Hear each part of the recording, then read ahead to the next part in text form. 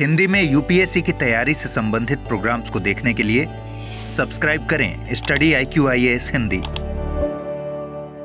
Hello दोस्तों, स्वागत है आप सबका स्टडी IQ-IAS हिंदी पे। मैं ललिता दहिया। दोस्तों, ब्राजील भारत के बाद ब्रिक्स का दूसरा सदस्य देश बन गया है जो चाइना के BRI प्रोजेक्ट का हिस्सा नहीं बन रहा है।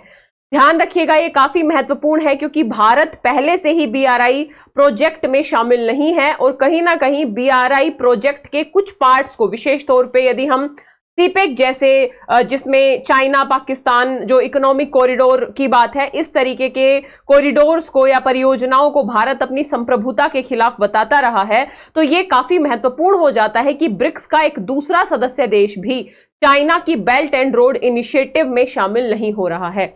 हालांकि BRI में शामिल होने का निहितार्थ ये नहीं है कि ब्राजील चाइना के साथ आर्थिक संबंध स्थापित नहीं करेगा, बल्कि ब्राजील ने कहा है कि हम अलग तरीके से चाइना के साथ आर्थिक संबंधों को मजबूत बनाएंगे, लेकिन हम बेल्ट एंड रोड इनिशिएटिव में शामिल नहीं होने जा रहे हैं। आज की इस परिचर्चा में हम इस पूरे संदर्भ को समझेंगे और साथ ही ये समझने का प्रयास करेंगे कि आखिर क्या है ये बेल्ट एंड रोड इनिशिएटिव।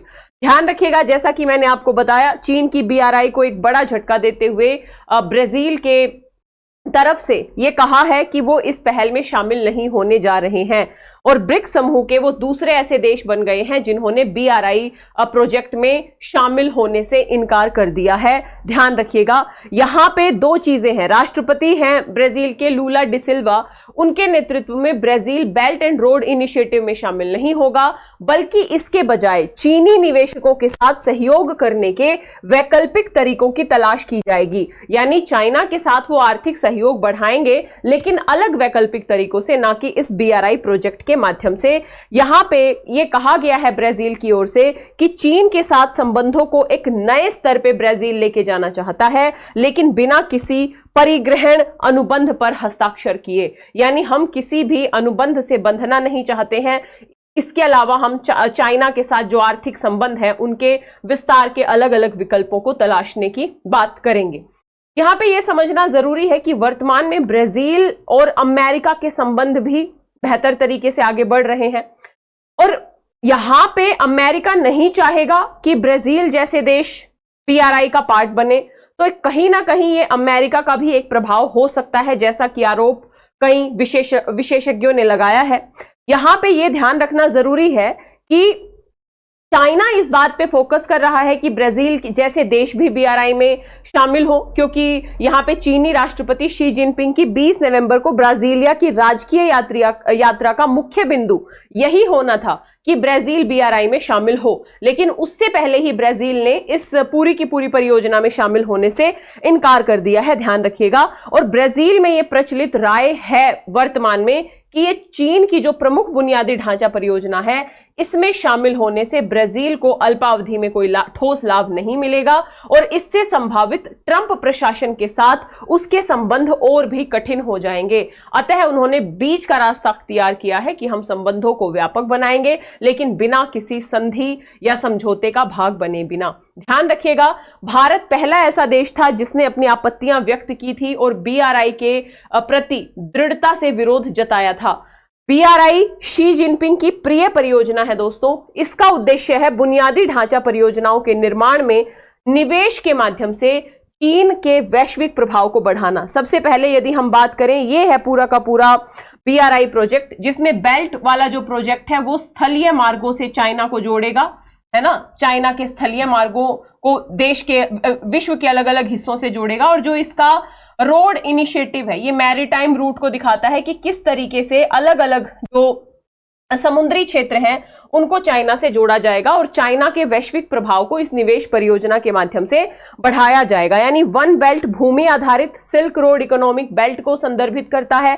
यहां बीजिंग का लक्ष्य देश के अविकसित भीतरी इलाकों को मध्य एशिया के माध्यम से यूरोप से जोड़ना है। यानी चाइना के जो एरियाज हैं उनको मध्य एशिया से और यूरोप इत्यादि से जोड़ना है। और सड़क यानी वन रोड का तात्पर्य है मैरीटाइम रूट, यानी सिल्क रोड से इसको दक्षिण पूर्व एशिया और अन्य जो समुद्री रूट है उनसे जोड़ना है। ध्यान रखिएगा। और यहां पे चाइना बड़े स्तर पे चीन हार्ड और सॉफ्ट समुद्री बुनियादी ढांचे का निर्माण करेगा, जिसमें कस्टम समन्वय, SEZ, नए बंदरगाह, ई कॉमर्स, व्यापार उदारीकरण, नीति समन्वय इत्यादि शामिल है।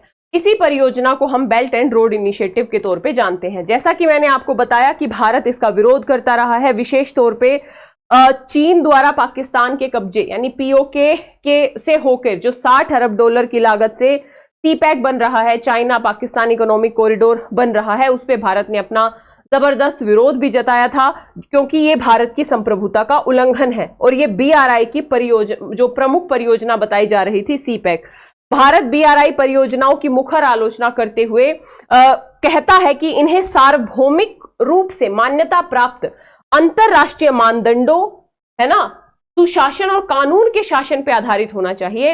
यदि कोई भी प्रोजेक्ट किसी देश की संप्रभुता का उल्लंघन करता है तो यह कहीं ना कहीं अंतरराष्ट्रीय मानदंडों के खिलाफ है। और यहां पे भारत ने स्पष्ट तौर पे कहा है कि खुलेपन, पारदर्शिता और वित्तीय स्थिरता के सिद्धांत का पालन होना चाहिए किसी भी अंतरराष्ट्रीय प्रोजेक्ट में। तो इन संदर्भों में भारत लगातार विरोध करता रहा है बीआरआई प्रोजेक्ट का, और अब ब्राजील ने भी स्पष्ट तौर पे इनकार कर दिया है इस परियोजना में शामिल होने से। आपका क्या विचार है बीआरआई को लेके, कमेंट बॉक्स में जरूर बताइएगा। ये एक छोटी सी परिचर्चा थी, ध्यान रखिएगा। इसके साथ ही यदि आप यूपीएससी की प्रिपरेशन करना चाहते हैं बेहतर तरीके से, तो आप जुड़िए हमारे फाउंडेशन P2I बैच से, जिसमें पीटी मेंस इंटरव्यू हर स्तर की प्रिपरेशन आपको कराई जाएगी। एडमिशन लेना है तो आपको जाना है स्टडी IQ की ऐप या वेबसाइट पे, या इस वीडियो के डिस्क्रिप्शन बॉक्स में लिंक दिया होगा, उस लिंक पे जाना है, कोड यूज करना है LD लाइव। इसके साथ ये बैच आपको मात्र 26,999 का मिल जाएगा। दिवाली सेल चल रही है, 31 अक्टूबर लास्ट डेट है एडमिशन लेने की। यदि आप 27-28 में अटेम्प्ट देना चाहते हैं, बेसिक से तैयारी करना चाहते हैं, तो आप ये लॉन्ग टर्म फाउंडेशन बैच से जुड़ सकते हैं। LD लाइव कोड का प्रयोग करके दिवाली सेल का लाभ उठाते हुए आप एडमिशन ले सकते हैं। और यदि आपको अगले साल अटेम्प्ट देना है, जल्दी से जल्दी आप तैयारी करना चाहते हैं, आपकी कुछ तैयारी में कमी है, तो मात्र 215 दिनों में पूरा फास्ट ट्रैक फाउंडेशन बैच कराया जाएगा। LD लाइव कोड का प्रयोग करते हुए मात्र 17,999 में इस बैच से जुड़ सकते हैं। इसके साथ ही आप जुड़े मेरे Telegram channel Lalita Dahiya academy से, इंस्टाग्राम और फेसबुक पेज से। आशा करती हूँ परिचर्चा अच्छी लगी होगी। मिलेंगे इसी तरीके की अगली परिचर्चा, ख्याल रखिएगा। हिंदी में यूपीएससी की तैयारी से संबंधित प्रोग्राम्स को देखने के लिए सब्सक्राइब करें स्टडी IQ IAS हिंदी।